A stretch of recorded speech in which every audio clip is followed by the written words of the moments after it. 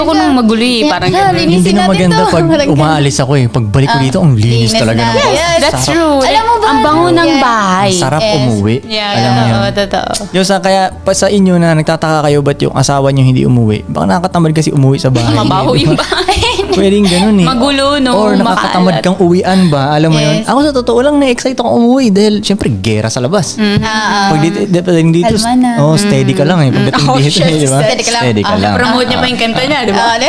Ganon. On water mixtape. Kaya pag hindi umuwi yung mga asawa nyo, i-check nyo rin yung, Sarili nyo, yung no? home nyo. Yes. Alam mo yun? Tapos minsan naabutan pa kami ni Daddy. Dito kami dalawa. Nakahiga kami dito. Nanonood kami Netflix. Oh, ganon, ginagawa namin. Minsan naglalaro kaming arcade. Yun, arcade, yan. Yeah, kaya parang ang sarap din umuwi dahil pag uuwi ka, malinis, mabango yung bahay. May pagkain. Bagong ligo pa kami. Magaganda bagong kami. ligo pa Alam mo sila. yun?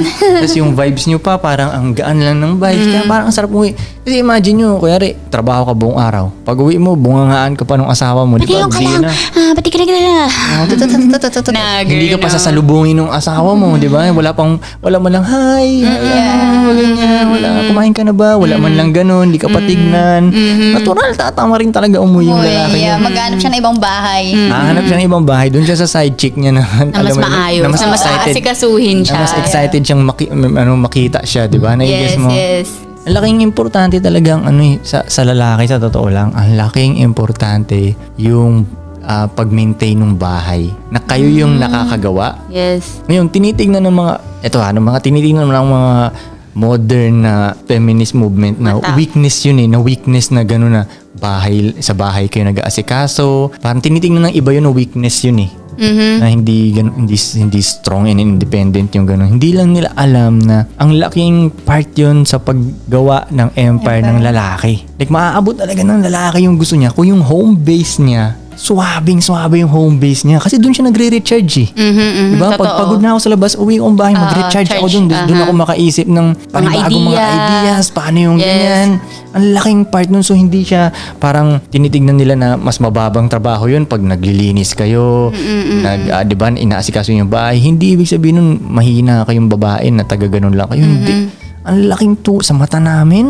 Ang laking tulong nun. Grabe yun. Kaya pag lumalabas ako, pag may lakad ako, iba yung Lakad. tindigan ko sa labas eh. Dahil galing ako, naka-recharge talaga ako ng maayos eh. Lumabas ako nang hindi niyo ako binubungangaan eh. Yes. Di ba? Oh my God, hindi mangyayari yun. O, di ba? Nakakatakot. No, siyang mambunganga. Yeah. Ewan ko ba't nila tinitingnan ng parang kahinaan yun pag yung gawaing bahay. Di ba nga, Daddy, sabi mo sobrang laking power ng pagiging feminine. Yung feminine energy nyo. Yes, Ang laking power sa amin yung mga lalaki, yung energy yung ganun.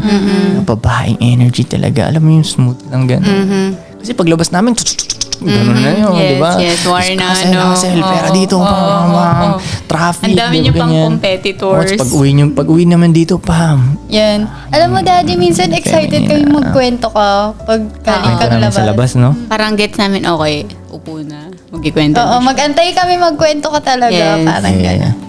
Ang laking nun, yung pag-maintain ng bahay, ang laking talaga nun, ang laking tulong sa amin. Kaya wag niyo siyang titignan na weakness siya, na kahinaan siya.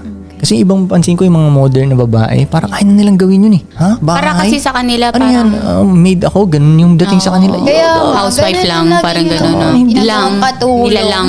Yeah. Hindi talaga. Queen talaga para sa akin. Queen, ayaw mo naman na king ka tapos yung kasama mo parang king din umasta. Di ba? Di ba? Hindi na. Hindi na. Magkanya-kanya na lang tayo. Oh, fuck that. Di ba, no? Doon tayo sa Dahil queen gumawa ka type ng sarili talaga. mong empire. Yan na nga.